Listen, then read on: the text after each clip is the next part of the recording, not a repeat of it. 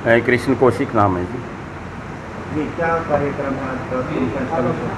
ये कार्यक्रम है कि हमने अक्सर प्राय देखा अभी कोरोना काल के दौरान बहुत से लोगों ने अपनी जान पर खेलकर अपने काम धंधों को छोड़कर बहुत से गरीब असहाय मज़दूर लोगों की बड़ी सेवा की है। काफ़ी जिनमें अधिकारी लोग भी शामिल हैं, कर्मचारी भी हैं।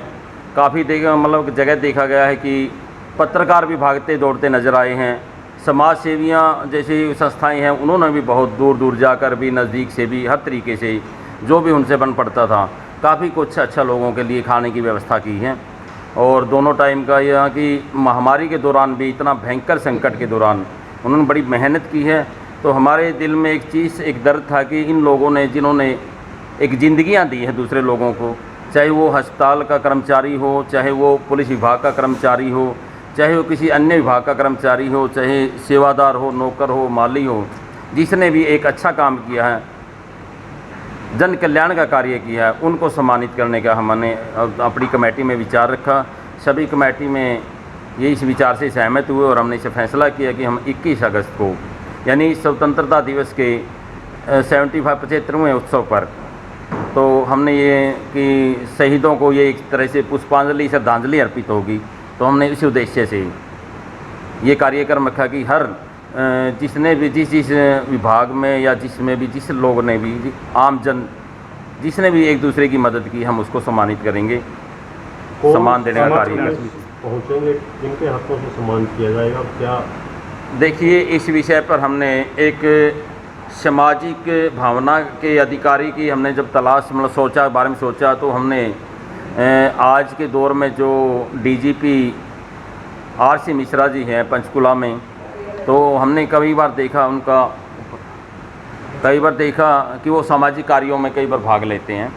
और उनका दरअसल उनसे बात की तो उन्होंने कहा कि ठीक है, आप ये काम बहुत अच्छा कर रहे हैं और मैं इसमें आने की पूरी कोशिश करूँगा। और हमने उनसे कहा कि आप बढ़िया समाज सेवी, आपके हाथ से अगर सम्मानित किया जाए तो लोगों को बहुत अच्छा लगेगा। इनके अलावा कैलाश भगत जी प्रसिद्ध समाज सेवी हैं, आप सबने देखा है और ये अक्सर देखते भी आए हैं कि उन्होंने अपने हाथ से भी, जब से वो कैथल में जब से भी आए रहते हैं, वो अपने कुछ न कुछ अपने कर कमलों से करते रहते हैं। तो जन कल्याण की भावना उनकी है, तो उस हिसाब से उनकी भावना को देखते हुए हमने उनसे मुलाकात की। उन्होंने कहा कि हाँ, मैं इस समारोह में, सम्मान समारोह में अवश्य पहुंचूंगा। इनके अलावा फिर हमने बात की एसपी साहब से कि एसपी साहब जी, एक हमारे ज़िले में ऐसा कार्यक्रम रखना जा रहे हैं जिसमें जो भी जिन लोगों ने अच्छा कार्य किया उनको सम्मानित करने का।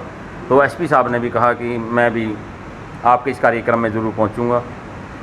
तो और इसमें जो बाहर से हैं कुछ कैथल के अधिकारी, कैथल के जो रिलेटिव हैं, कैथल से संबंधित हैं, चाहे यहाँ की बेटियाँ हो चाहे बेटे हो, और बाहर एक बड़े अधिकारी के रूप में कार्य करें, उनको भी सम्मानित करने का फैसला किया। कितने लोगों को सम्मानित किया जाएगा? विषय क्या रहेगा? उद्देश्य क्या है? उद्देश्य ये रहेगा कि जिन लोगों ने मेहनत की है, जिन लोगों ने अपना खाना छोड़कर दूसरे को खाना दिया है, उनके अंदर एक सामाजिक भावना, अगर उनके दिल में एक अलग से आवाज़ होगी कि हाँ, मैं ये काम, मैंने अच्छा कार्य किया, तो कल आने वाले टाइम में, भविष्य में मैं उसको सम्मानित करेंगे तो उसको कुछ हौसला होगा इस बात का, उसको खुशी होगी इस बात की कि मैंने अच्छा कार्य किया है। आपकी समिति का ये पहला कार्यक्रम है, इससे पहले भी कुछ? मैं इससे पहले दरअसल सामाजिक कल्याण से संबंधित 8 प्रोग्राम कर चुका हूँ, जिसमें बेटियां बचाने के लिए मैंने बहुत अथक प्रयास किया है। मैंने बहुत सी माताओं को, जिन्होंने सिर्फ बेटियों को पैदा किया, 5 बेटियां, 6 बेटियां, 7 बेटियां, बेटा नहीं है, उनको भी सम्मानित किया है। जिन्हों की नई शादियां हुई हैं और जो ये सोचते हैं कि हाँ, मैं बेटा से, लोग बहुत बड़े उम्मीद करते हैं कि बेटा पैदा हो, और उनको बेटियां पैदा हुई हैं, तो उनको भी हमने सम्मानित करने का कार्य किया ताकि उनको भविष्य में कोई ऐसी बात उनसे के साथ ये ना हो कि हाँ, बेटी पैदा हुई। तो उसके दौरान, उससे बढ़ के आगे फिर जैसे रोड पर अक्सर देखते हैं कि लोग बिना हेलमेट चलते हैं, काफ़ी दुर्घटनाएं होती हैं, बहुत सी मृत्यु दर की देखते हैं अखबार में भी और टीवी पे भी देखते हैं कि काफ़ी लोग एक्सीडेंट में, क्योंकि मोटरसाइकिल का एक्सीडेंट जो भी दुर्घटना होती है उसमें बचने की बहुत संभावना बहुत कम होती है। तो हमने हेलमेट बांटने का काम किया। लगभग 200 हेलमेट पूर्व में हमारे जो पुलिस अधीक्षक थी आस्था मोदी जी, उनके सहयोग से, उनके मार्गदर्शन से हेलमेट बांटने का कार्य किया। और उसके दौरान इससे जितने शहीद हमारे जो राजौंद खंड के और कलियात खंड के आसपास के जितने भी है उस टाइम, तो जो शहीद हुए थे उनकी वीरांगनाएं जितनी भी थी उनको बुलाकर उनको सम्मानित किया। और इस तरीके से जो बच्चे स्कूलों में छात्र छात्राएं जो गोल्ड मेडल या सिल्वर मेडल या और लेके आते हैं, उन्हें दरअसल वो मेडल अपने घर में रखना पड़ता है, उनकी कोई कहीं इतनी मतलब वो नहीं होती। तो हमने उनको भी एक इस खुशी से कि इनको महसूस हो कि हमने अच्छा कार्य किया है और अपने घर के लिए, परिवार के लिए, समाज के लिए, उनको भी सम्मानित किया। पढ़ाई में अव्वल आने वाले 93 छात्रों को हमने स्कूलों में जा कर सम्मानित किया, जो मेरिट बेस पे जो सबसे 90+, 95+ इनके वो आए मार्क्स आए, उनको भी सम्मानित किया।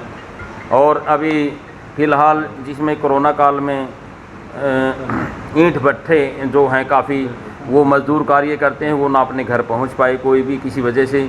तो किसी के पास किराया नहीं था, किसी के पास साधन नहीं था, लोग डरते थे कोरोना में इधर उधर जाने के लिए। तो हमने उनके लिए खाने की व्यवस्था की, लगभग 3000 मज़दूरों को खाना खिलाया 1 महीने तक। जो लड़कियां इससे अलग जो लड़कियां कॉलेज आती जाती थी, उनके पास अक्सर वो बेरोज़गार होती हैं, किराया नहीं होता था।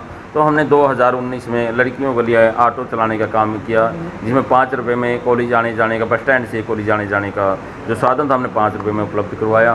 तो इस तरीके से हम दरअसल ये कार्य लगभग 2010 से करते आ रहे हैं। तो इसमें सम्मान समारोह में कितने लोगों को सम्मानित किया जाएगा?